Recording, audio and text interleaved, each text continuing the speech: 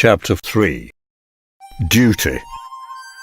Taking Dr. Willett on board and ignoring cries for help from countless refugees on the dock, the crew of HMS Thunder Child weighed anchor and she glided back out to sea.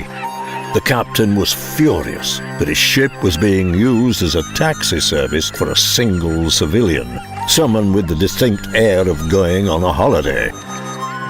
All along the shoreline, jetties and beaches were crowded with waiting people and littered with cumbersome goods and belongings that many would find impossible to take with them. Rowing boats and dinghies ferried the weary escapees out to larger boats and ships which clogged the estuary with their sheer numbers.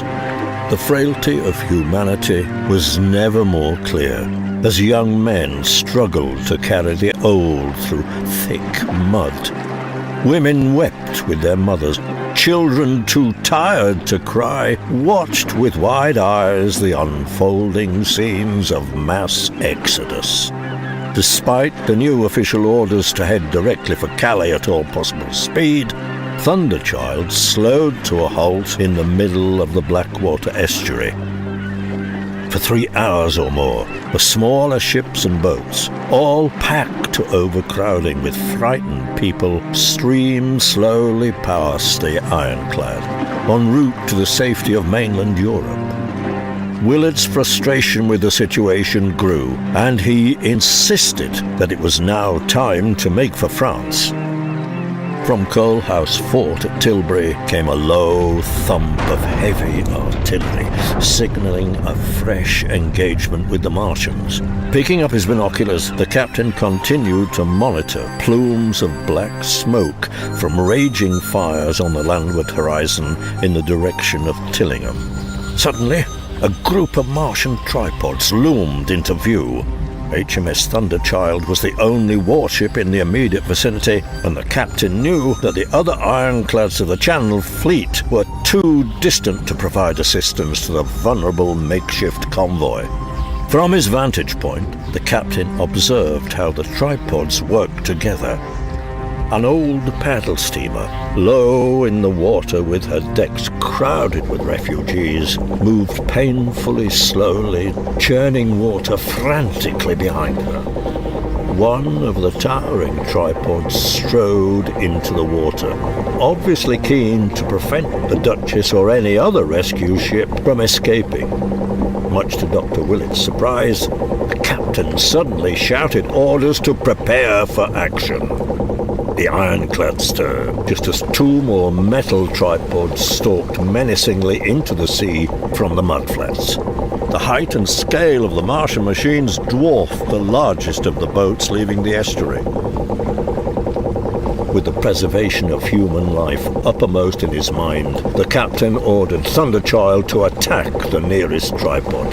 Turning sharply, moving easily through the water, she coursed past the smaller boats which bobbed wildly in her wake, while amber sparks and smoke jetted furiously from her 2 funnels.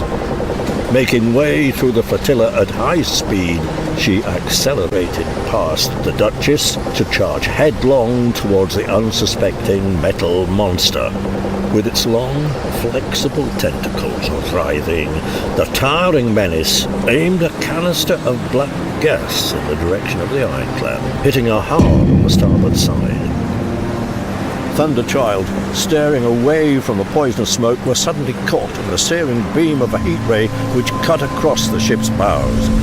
The captain finally barked his order to open fire. A deafening blast erupted from the ship's guns, and the tripod was immediately pulverized, its wreckage toppling and crashing into the sea. The damaged warship, with her steering gear still intact, now veered sharply to intercept another tripod which instinctively raised its heat ray. Those who watched from the crowded rescue boats now looked on in horror as another invisible beam surged through the dissipating smoke and sliced into the ship's hull.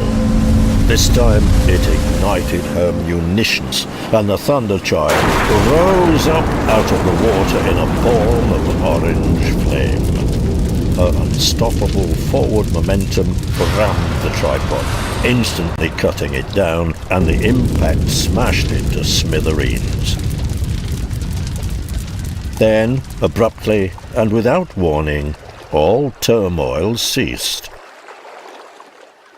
On the glassy surface of the sea, a shroud of black smoke thinned and drifted away silently from a circle of foam and the place where the ironclad sank. Years later, in 1918, a German warship, deterred by the guns of coastal defence at Coalhouse Fort, hit sunken wreckage as it sailed northwards at low tide.